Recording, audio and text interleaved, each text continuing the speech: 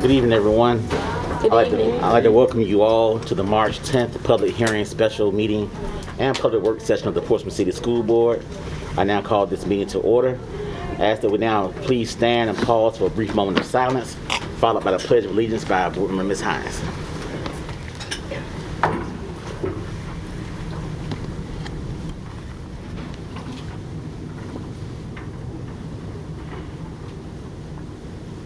Thank you. I pledge allegiance to the flag of the United States of America and to the republic for which it stands, one nation, under God, indivisible, with liberty and justice for all.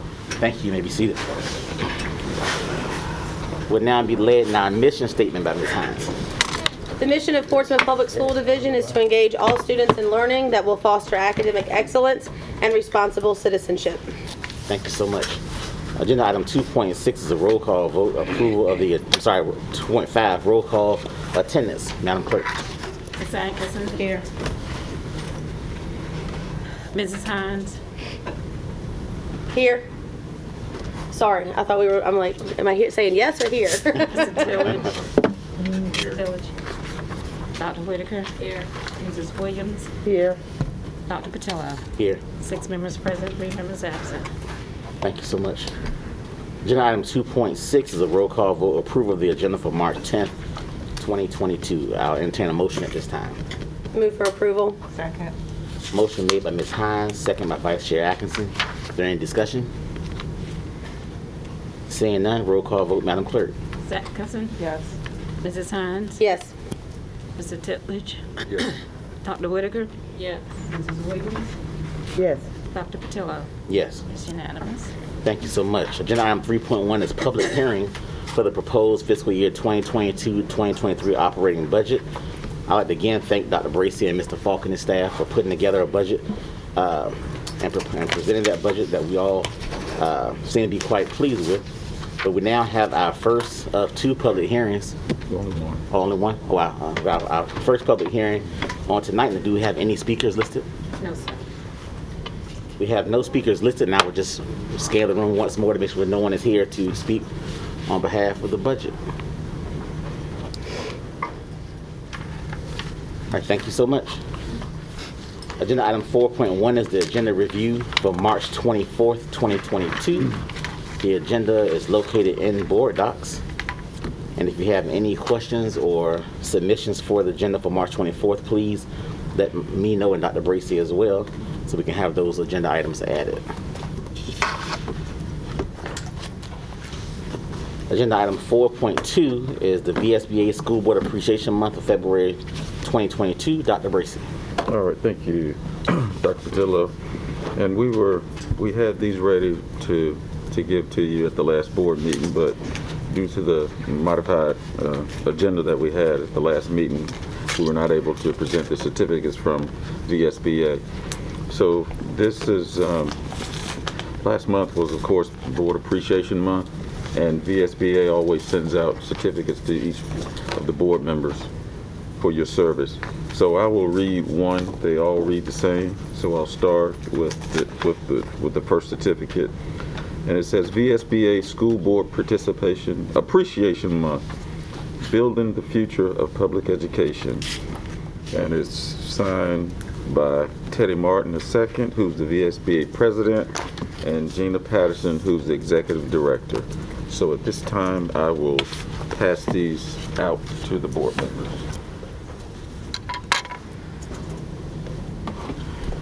While he's passing those out, I again want to thank all the board members for your continued advocacy and support on behalf of Portsmouth Public Schools and public education. Thank you. And congratulate you all for a job well done the past year.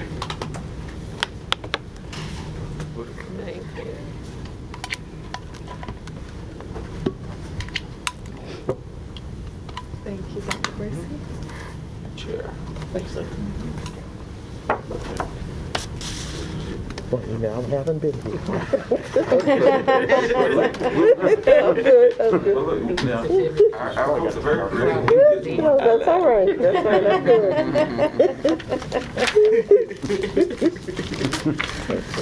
That don't make believe, right? We did have a modified agenda at our last meeting for very good reason. So on this meeting, we want to make sure that Mr.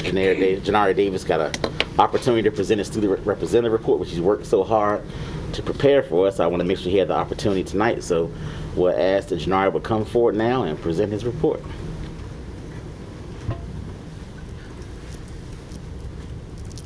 What's the slideshow thing? Yo, Janari, get him right, man. Get him right. You were doing it in the next week. I had no idea you were doing it tonight. All right. Oh, no problem. My apologies.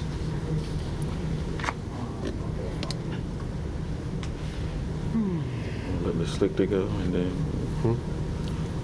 We can. Let's see. you get it. He'll get it. And Janari wanted to ensure, he approached me actually at the last meeting to make sure that although we were changing the meeting format at our last meeting, he wanted to make sure that I had him on the agenda for this meeting. Very good.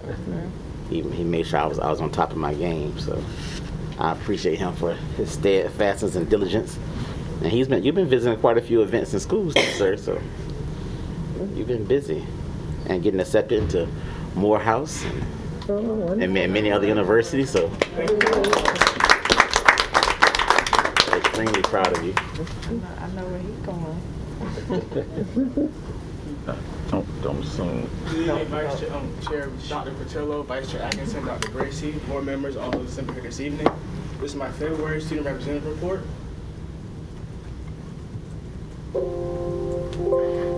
Sorry, just checking audio.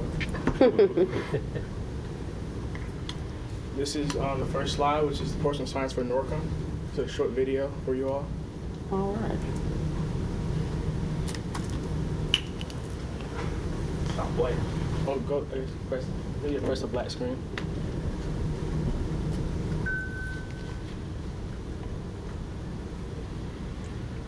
That's good. So it was an intro of me for Portsmouth Finance. You haven't seen it already. Me walking past Norcom, introducing myself. Next slide. It featured Principal Dr. Foster,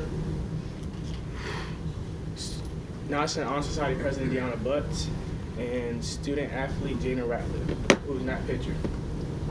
This is my Manor High School visit. On February 4th, I started my day off at Manor, the newly renamed Manor High School, the home of Mighty Mustangs. I was able to tour the building and meet many of my friends and students of Manor. Senior Class Vice President Samuel Robinson, who's pictured in the lower left-hand corner with Dr. Johnson, gave me a tour of the building. I want to thank Dr. Johnson for his hospitality at Manor High School. Next slide.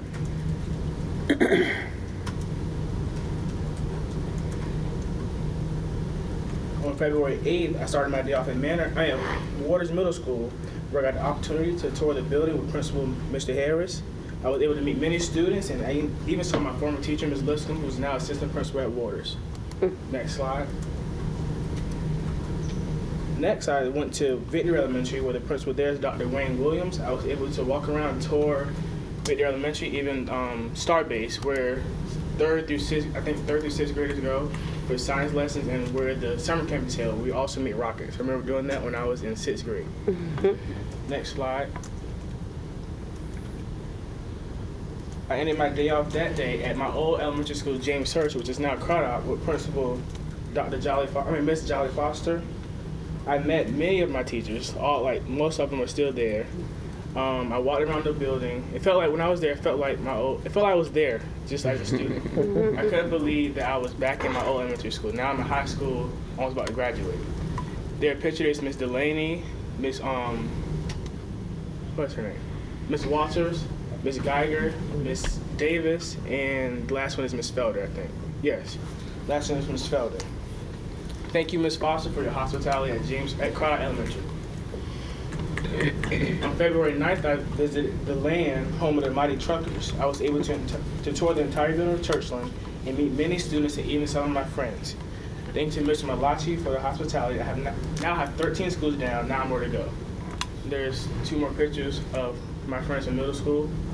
And her right there in the third corner, when I mentioned her in the think it was December, about the CEO, about reaching 6 figures for business that is student. Her name is Sydney Brooks. She's an 11th grader at Churchland. Wow. Right. Next slide. Now on to sports, my favorite part of the report. Starting off with Churchland Middle School. Their Scholastic team, congratulations to them on their season. They're now the citywide champions of Scholastic Bowl. If you don't know what Scholastic Bowl is, you sit down. It's like Jeopardy. You sit down, but you answer a question, you press a buzzer. And they just give you questions from any topic. It can be science, math, social studies, anything. You never know what the question's going to be. They're the citywide champions of Scholastic Bowl. Next slide.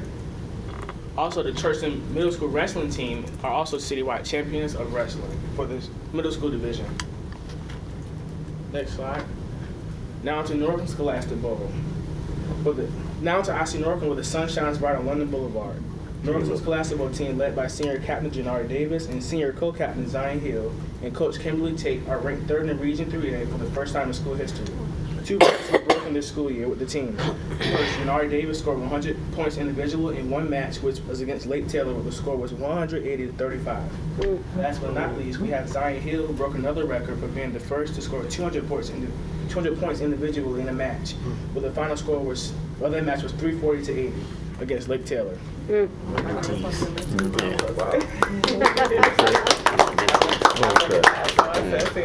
Scholastic team also put up 1,000 points this season. I recently traveled with the IC Norcom wrestling team to Roanoke for the VHSL 3A State Wrestling Tournament on 3 Mondays ago. Next slide. This is another video. I hope it works.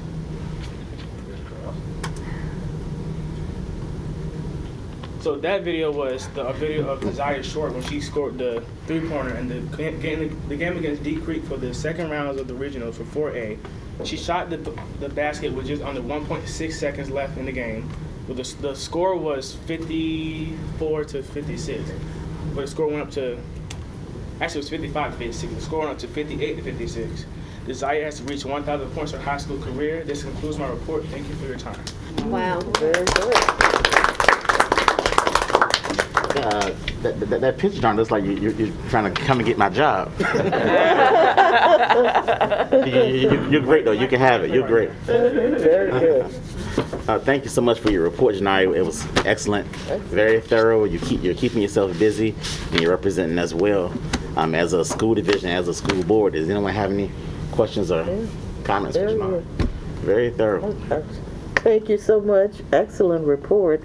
I would just like to know, when you go around traveling to the different schools, the overall atmosphere as far as, COVID, the pandemic, how are you seeing the kids, or they're not paying it any attention, or what do you see? Recently when I visited John Tyler the other day, and I went to downtown Parkview. Most of the kids had on masks.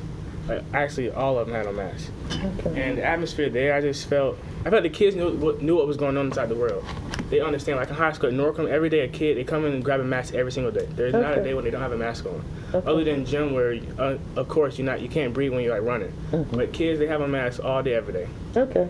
Even after we lifted the mask, man, they're still wearing. Yes, the kid, they keep their mask on, honestly. Okay. All right. Very good. Thank you. Yeah. I was at Norcom today, and I saw So a lot of students with masks. Yeah. good. Any other comments? Or? They were actually mad at the governor when he lifted it. Oh, they were? Like, they were actually mad at him. Okay. All right. Very All good. right. Thank you so much, sir, for your report. Agenda item 4.4, if you recall, a couple meetings ago, Dr. Whitaker, she requested a presentation on school counseling and mental health services. So we have Ms. Lorraine Schlichty here with us on this evening. I thank her for her patience, because she was prepared last meeting, but we made some adjustments. So thank you for adjusting your schedule to be with us on tonight. Thank you for having me. Good evening, everyone. I'm going to speak to student mental health services as it relates to school counseling as well as our crisis team response. Can y'all hear me okay with? All right. So school counseling to start. So we do employ 44 school counselors across the division, which brings our SOQ below the 325 to 1, which honestly is still a lot of students, but we are closer to 300 than 325, so I'm very thankful for our numbers we were able to add quite a few positions this year to kind of relieve some of that burden on school counselors, so that's been great. I do want to elaborate a little bit on what school counselor licensure looks like. So they are mental health professionals in our buildings. They receive the same coursework as clinical mental health providers for up until about the last 3 classes or so, where clinical mental health would go more marriage and family and addictions and treatment planning. School counselors then focus on a little bit of special education, school-wide culture, classroom management, those sorts of things. And then obviously they're doing their internships within the schools and not in clinical mental health settings. So while they are licensed mental health providers, they're not therapists in that like ongoing sense. They are providing a wide range of services in our buildings. Classroom lessons from K-12, social emotional learning, elementary school mostly focused on those monthly PBIS themes. We use a program right now called Connect with Kids, where the counselors are using curriculum from that program. Parents have access to it as well. It's on our Care to Help website, where parents can access some of those lessons. And 7 through 12 in our secondary schools, that SEL is more focused on college and career planning and student self-exploration. We use a program called Navient for that, which also provides some SEL curriculum. Individual counseling for students who are in that like tier 3, need some ongoing intervention around personal social issues.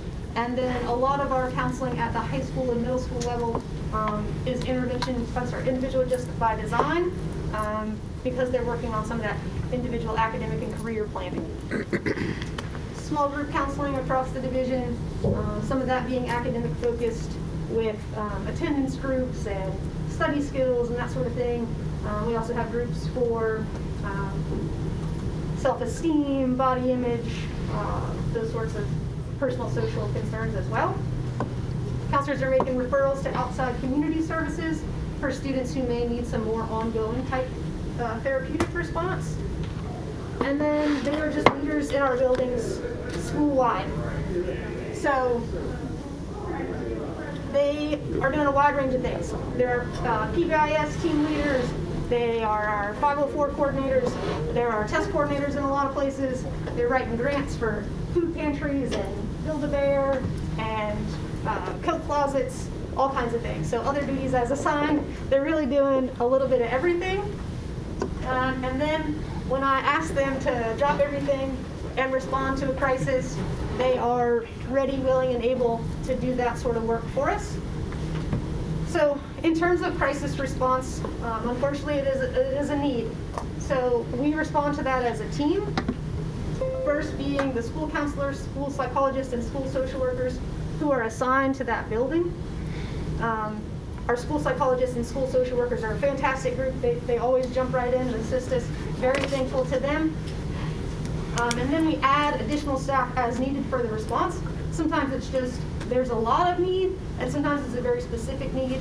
And maybe we'll pull, for example, like then it's a couple additional male counselors if there's a big male response.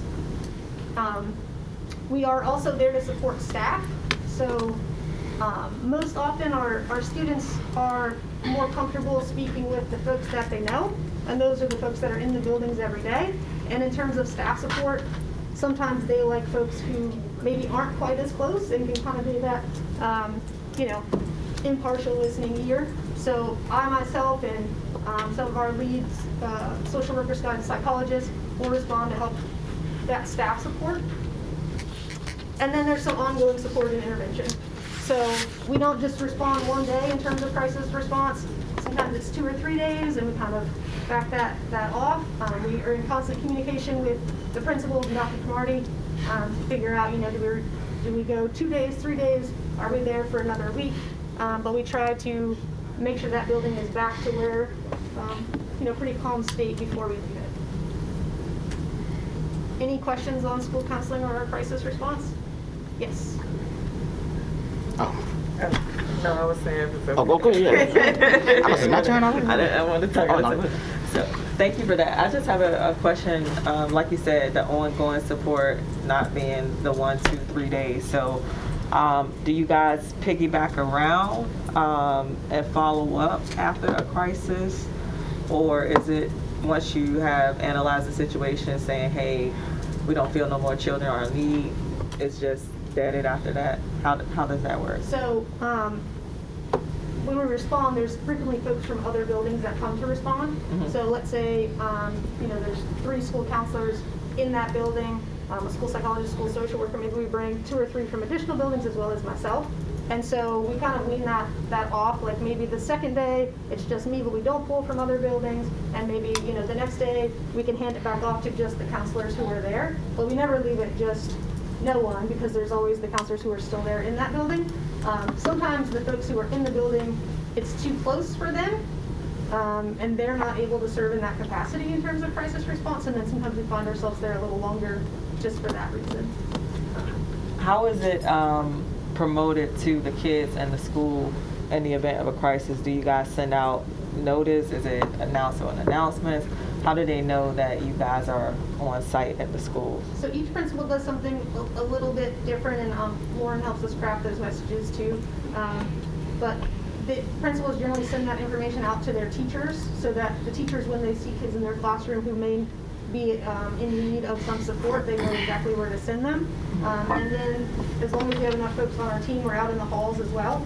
So sometimes those students aren't in the classroom, we see them in a hallway, and there's, kids consoling each other, and then we're able to kind of pull them down to where they would receive some additional services. So generally that principal communicates with the teachers, but we're also there actively seeking students who may be in need of assistance. So you guys do go beyond the office and? Oh, yeah. Okay. Yeah, we're out in the halls, we're popping into classrooms, wherever they have us set up. We try to make sure that we have some confidential areas where students can speak privately, but we also have open areas where maybe they want to write, or maybe they want to draw. Not all students want to just speak to us about how they feel, so we try to have different kind of areas where they can get the help that they need, or express themselves however they would like.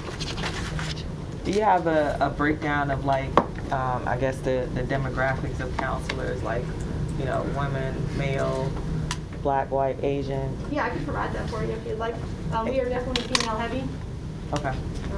We'd like more males. Gotcha, right. Yeah, but I think I have 6 males across the division out of 44. Just six. Okay. All right, thank you. You're welcome. And, okay, Dr. Whitaker. I had a question about the staffing. You said it was 1 to 325. Is there a way that you can provide a breakdown of the credentials of the staff that you have? For example, do we have MSWs, licensed social workers?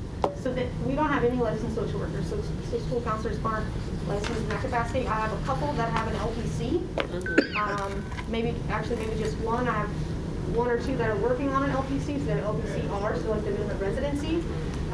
But we have no social work degrees. So They all have master's degrees in school counseling. In school counseling. Okay. And then the other question I had was, so if there's, for example, the recent death of a student, so does the crisis response only pertain to the school that the student attended, or are you in all of the high schools? We respond to wherever we are asked to go. So sometimes there's siblings in other schools, or there's closely related friends and that sort of thing in other schools. So we generally respond to the site, the main site, and then if principals have a need in their building where they say, okay, this student was here in 9th and 10th grade, or he would have transitioned to us for middle school, we also service that other school. Because I guess one of the concerns I have is that there seems to be a need for a more planned response for all of the schools, because I know, for example, at Norfolk, even though the student didn't attend there definitely was a need there, for a crisis response, and students really didn't have that. So I'm just saying, so it's up to the principal to request the crisis response? Is that what you're saying? If there is a crisis with a student at that school, we automatically respond.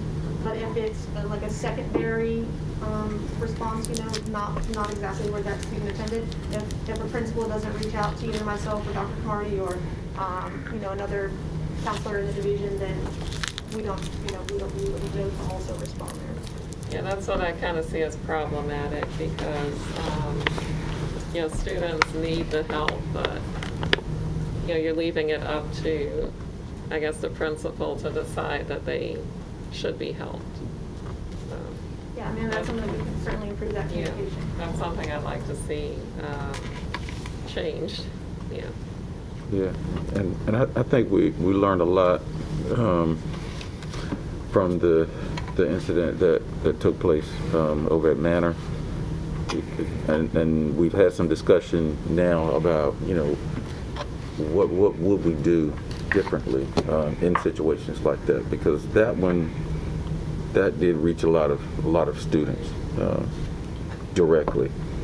So that may be something we have to look at internally to see how we get additional support, because in situations like that we're so close, even with all the counselors and staff members that we have, to concentrate in more than 2 or 3 schools, we're going to need outside support. That's one of the things that we have that's in the budget, you all know, with the contracted services, so that we can get some more therapeutic type of counseling in times of need such as that. One more question. So the school psychologist how many psychologists are there on staff? I would be guessing if I told you a number, they fall under Miss Battle Hardy in special education, probably less than 10. And they're split between schools. I believe their ratio is maybe 1 to 1,000, and so they have multiple sites. So most of our high school folks have at least 2 sites. Some of those folks have 3 sites. Thank you. Yeah, now I was going to hit on that point. Even when I was working in the school division, your social workers and your psychologists had to split schools. And I think one of our main issues when we looked at this on the budget a couple of years ago was that we can put in the budget to have more, but because we don't pay as much as they would make being private contractors or with clinical agencies, it's hard to get them to actually come and work for us. But I'm wondering, is there, well, I guess we're working on that with the money we have in the budget now, but I guess what can be done as a response to have more staffing? Yeah, the plan is to reach directly out to the agencies and contract with them. Right. Okay. I'm sorry, Ms. Schlitt. Thank you. Was that? Oh, great. Okay. Were there any more questions? Ms. Hines? It's not about crisis response. It's more about the middle school counselor and how are we identifying our students for first college and letting those middle school students know what opportunities they have as far as career and technical opportunities, as far as first college opportunities. What does that look like at the middle school level? Because that's really where it needs to start. So our middle school counselors are doing some individual work this year. They're using that NADANS platform to do all of their course selections. They've actually already started 7th to 8th and 8th to 9th grade registration. We really encourage that early college program. We're trying to increase those numbers. We have the folks from TCC come over and present to our students. We even have as low as into the elementary schools, because if they don't start taking that Algebra 1 in the 7th grade, then they're not ready to go into the 8th grade, and we need those 3 credits before they move on. But we're also doing some work even through summer school where maybe a student didn't do that. We're allowing them to take maybe a geometry for the first time or a HPE 9 for the first time, so that it does make them eligible, even if they did miss the Algebra 1 in that 6th to 7th grade transition. So we realized that maybe that communication wasn't great previously. We're playing a little bit of catch up, and we're making sure that communication starts earlier. Okay, thank you. And I'm thinking maybe in the next curriculum meeting, maybe Dr. Wynn can get something from Mr. Hill as far as what they're doing now. Because I know at one point before pre-pandemic, TC, they were actually coming out to PTA meetings as well to talk to parents in elementary school, Right. not just middle school. So that they were on top of it at that time, but I'm not sure how, where we are now. Okay. And I since the think pandemic. probably too, in that is we need to review the course map or the road map that we had. Remember, it's been a few years since Right. we've seen the papers that have, okay, if you want to go get your associates, this is what you Pathways. need. Yeah, your pathways. I couldn't remember. We called it a road map that night. I do remember that. Maybe we need to relook at that and make sure that those courses and that is still the alignment, just to make sure we're cool in the gang on that one. Yeah, we Okay. actually recently just redid them, so Okay. all of our associates pathways, so. So maybe to give you some work, you can in your next committee meeting, you can do that, and you can report back to the board. Maybe. So I'm sure we all want to be a part of that. Vice Jackson. Thank you. Just to piggyback off what Board Member Hines said, I see the ratio again is very high, 1 to 325. Are the counselors able to meet with each student on a one-on-one basis? Yes. So it's at no time a student should go through our division and say, hey, I never met with the school counselor. Oh, absolutely not. So our seventh grade planning is more class-wide, our 8th grade to 9th grade planning is more individualized. And then once you get 9, 10, 11, 12, they're having individual meetings to do that academic and career plan every year, but that's in the spring. They're also meeting with counselors in the fall. Some of those are just like, even like a meet and greet, like, hey, here's the services I provide, here's where my office is. If you need me, that's more of the fall meeting, and the spring meeting is gearing up for the next school year. And we're well into that spring course planning. And every kid at the high school level, every student at the high school level is meeting individually with a counselor to develop that plan. Thank And we're doing some career assessment type things ahead of time with that too. So Naviance gives us some ability for students to do those interest assessments. So counselors then also have that information before they even have those conversations. Thank you. Ms. Williams. Yeah. Do the parents know that these meetings are taking place? Counselors do, they send like the robocall, they send a letter, they do invite parents in to participate in those meetings. And then if parents are unable to participate in those meetings, well, Zoom has been a great thing for us because sometimes now we can patch parents in without them actually being there. If they are unable to make it, then there's information that the counselor then sends home, and the parent can make any changes before that gets solidified for next school year. Thank you so much. I know we're dealing with some tough ratios, but just 3 years ago we were at 1 to every 600. So Correct. It's been a great business. So. we're actually making a little progress. So, but thank you so much for coming. About 1 to 3. Right. Agenda item 4.5. I want to have this item placed on the agenda just to give you all a brief update if you have questions for Mr. Falk. But basically right now, the budget has not been approved by the state. And at this moment, the House, the Senate, and the governor's budgets are all different. So I want to make sure you all were aware that if you had questions for Mr. Falk, you can ask him. But basically, that's where we are. And of course, if there are changes to any of the budgets that could affect our funding, that may mean we may have to go back to City Council for additional funding if that were to happen. But if you all have any questions in general, you may have been hearing some things, you can ask now, Mr. Falk. That's when I have this on the agenda just in case. All right. To quote an old friend of ours, you have no magic 8-ball, so therefore I will not ask a magic 8-ball question. Before I leave here, you will have a magic 8-ball. I'm just going to say, Adam, I might have to find one for you too. All right. With agenda item 4.6, subcommittee reports. Do we have any reports at this time? Any of our subcommittees? All right. I would just like to mention we did discuss the budget process with Mr. Falk in our finance meeting earlier this week, and also in our technology and operations committee meeting. They're gearing up. Technology is going to be a big agenda item for us for the remainder of the school year into the summer. They're going to be replacing and also putting Chromebooks back to the elementary schools to have available just in case we were to have anything that happened. We'll be prepared and everyone will have a Chromebook to use for that. All of our prior mitigation strategies that were set up in schools are still operational. Operations did their walkthrough last week. to ensure that all the touchless fountains and all those things are still working and they're all up to par. So they're on top of that. Transportation is getting a lot better. We're not where we want to be yet, but they're getting there, and they're having great improvements there. So I'm thankful to the transportation staff for that. And that was pretty much our wrap up of our meeting.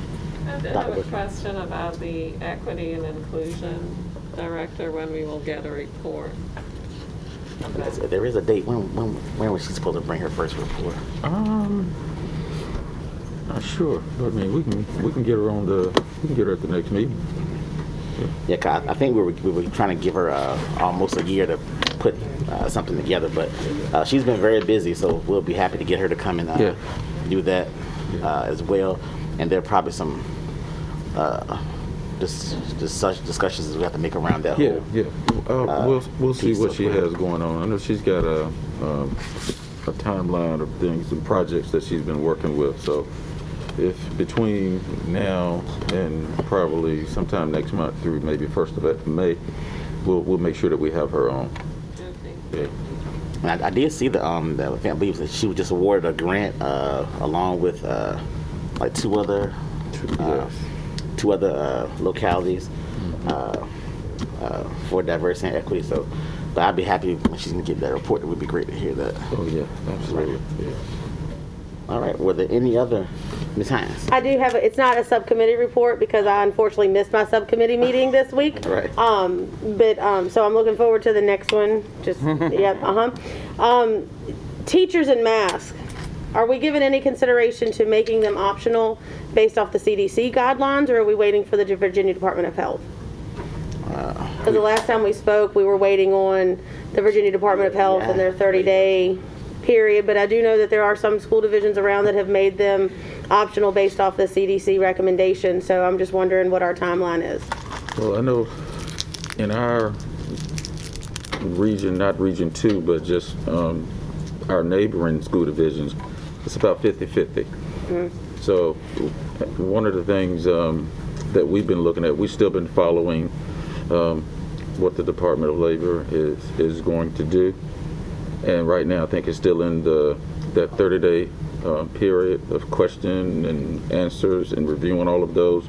So I'm still waiting for that decision to come down, as is what I guess half of the others in our surrounding areas are. But as I talked to the chair, I wanted to make sure that he knew other school divisions, as you all have seen, have made the choice to go optional, and some have continued to remain mask mandated. So right now, that's where we are until you all decide to do something different. I mean, that's where we are. I mean, if we want to add it as a discussion item on our next meeting, we could definitely do that. I would like to. Yeah. Okay. Are we getting any feedback from the teachers about it? Well, not really. I mean, I think we discussed a little bit of it maybe a couple of weeks ago when I had my teacher advisory group, and it wasn't something that they really discussed. They were more concerned about the kids being optional, because that had just come down by the time we had our meeting. So that's where their concern was. It wasn't that they wouldn't be able to, but they were just concerned about what happens if kids who already had the kids that have already been wearing masks, what would happen, like preschools, what about those students? And even in the following day, I met with the parents, and some of them were concerned because they want their kids to remain masked, but if they come to school and see some of their friends without one, they may try to follow suit. What could they do? And basically, I told them, if you have a conversation with the teacher and let them know that although it's optional, you want to make sure that your child keeps the mask on, then they will do a gentle reminder to them. So, no, we haven't had any discord amongst staff because we're still mask mandated. Nothing that has come to me. I guess if we want to ensure that everyone's voice is being heard, do you think it would be proper to do a survey of the schools, of the staff, to see what their thoughts are on asking or? I don't. You're gonna be out of that 30 days in a couple of days. So yeah, I don't even see it. And I think just having the option there for removal at times, especially, you get tired, and this is very difficult, and so I just think them having the option to take it off like the kids. Most, it's about 50-50 what I get, and so it's just having the option, the word mandate is a lot harsher than the word option, so. After the 30-day comment period, they're gonna be making the change to that permanent standard pretty darn quick. Okay. So I think that's on the threshold. And so once that occurs, if you then have a workplace policy that says optional, then, you certainly would be well within your rights to do that. Okay. So having it on the agenda item for the next meeting should be out of the 30-day period, correct? I'd have to double check, but I think, I believe so, yes, sir. Okay. So we'll have it as a discussion item on the next agenda anyway. Okay. We can go from there. Okay. Ms. Williams? I think it should be optional for them because the entire time we supposedly have followed the CDC guidelines, which have lifted them just about in all places, everywhere. Right. So I think if they want to wear them, fine, but I do think they should have that option to take them off. And are bus drivers still mandated to wear them as well as there are our staff? I mean, Yes. Because they're staff. That's staff. Okay. So the difference between the CDC recommendations and the VDOLI standard is the CDC gives their guidance on what you should do. The VDOLI standard is actually regulatory.